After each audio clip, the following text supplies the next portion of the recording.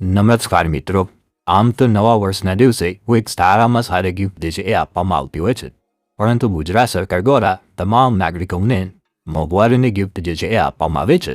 તમામ નાગરિકો માટે નવા વર્ષના દિવસથી એસટી બસના ભાડાની અંદર ગુજરાત સરકાર દ્વારા વધારો કરી દેવામાં આવે છે. તો આજના આ વિડીયોની અંદર આપણે જોઈશું કે હવે તમારે જે છે એ કેટલો વધારાનું ભાડું ચૂકવવું પડશે, ભાડાની અંદર જે છે એ કેટલો વધારો કરવામાં આવે છે.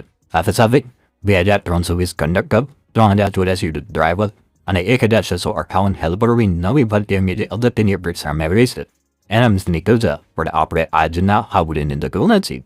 તો હવે શરૂ કરીએ આજનો વિડીયો. તો તમે જોઈ શકો છો, ગુજરાતના નાગરિકોને નવા વર્ષની ભેટ ગુજરાત સરકાર દ્વારા તમામ નાગરિકો માટે જે છે એ નવા વર્ષની ભેટ આપી દેવામાં આવી છે. જીએસઆરટીસી એસટી બસના ભાડાની અંદર જે છે એ વધારો કરવામાં આવે છે. કેટલો વધારો થશે, નવી કંડક્ટર, ડ્રાઈવર અને હેલ્પરોની ભરતી અંગે પણ તે અગત્યની અપડેટ્સ આવી રહી છે. એના વિશેની સંપૂર્ણ ચર્ચા આપણે આજે કરવાના છીએ. તો સૌપ્રથમ તમે જોઈ શકો છો, એસટી બસના ભાડાની અંદર વધારો. 10 કિમીથી વધુની મુસાફરીમાં ટિકિટના 3% વધુ ચૂકવવા પડશે. માત્ર 10 મહિનામાં 13% જે છે એ ભાવ વધારો કરવામાં આવે છે. લોકલ બસ હોય, એક્સપ્રેસ બસ હોય કે ગુર્જર નગરી બસ હોય, તમામ બસોના ભાડાની અંદર જે છે એ વધારો જાહેર કરી દેવામાં આવે છે.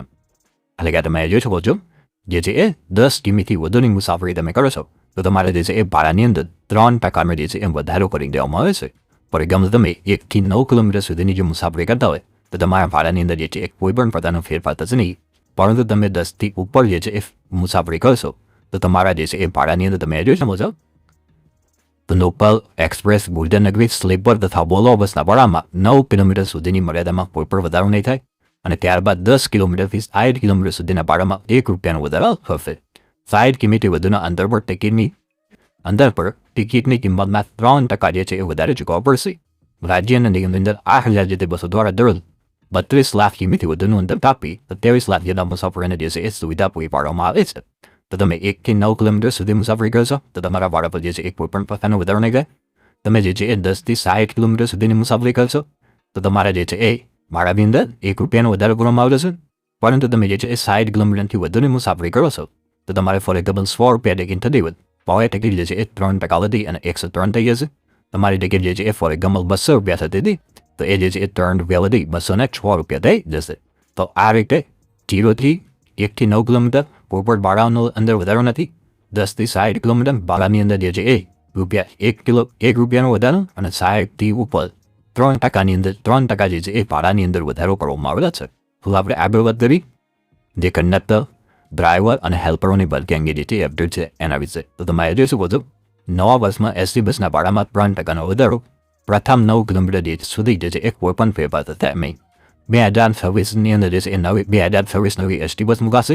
3084 ડ્રાઈવર અને 1658 હેલ્પરોની જે છે એ ભરતી કરવામાં આવશે. આગળ તમે જોઈ શકો છો, તમામ ઇન્ફોર્મેશન જે છે એ ભાડા વધારા વિશે આપવામાં આવેલી છે.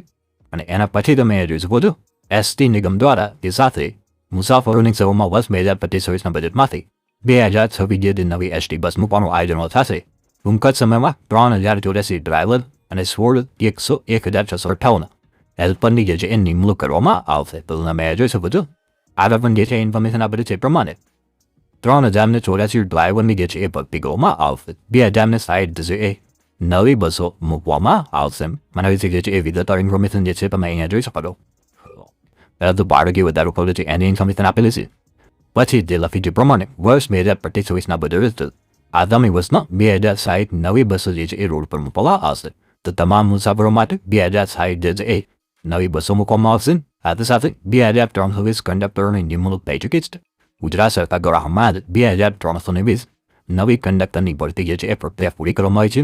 ટૂંક સમયમાં 3084 ડ્રાઈવર અને 1658 હેલ્પરની ભરતી પણ જે છે એ હાથ ધરવામાં આવશે. તો તમે જોઈ શકો છો, 2320 કંડક્ટરની ભરતી પ્રક્રિયા જે છે એ પૂરી થઈ ગઈ છે. 3084 ડ્રાઈવરની ભરતી કરવામાં આવશે અને 1658 જે છે એ હેલ્પરની નવી ભરતી ગુજરાત સરકાર દ્વારા કરવામાં આવશે. તો મિત્રો, આ હતો આજના વિડીયોની અંદર આપણે નવી જીએસઆરટીસીની અંદર નવી ભરતી અંગે અને જે જીએસઆરટીસી બસોના ભાડાની અંદર વધારો કરવામાં આવે છે એના વિશેની સંપૂર્ણ માહિતી મળી છે. આશા રાખું છું આજનો વિડીયો જે છે તમને ચોક્કસ ઉપયોગી થશે. Thank you so much for watching.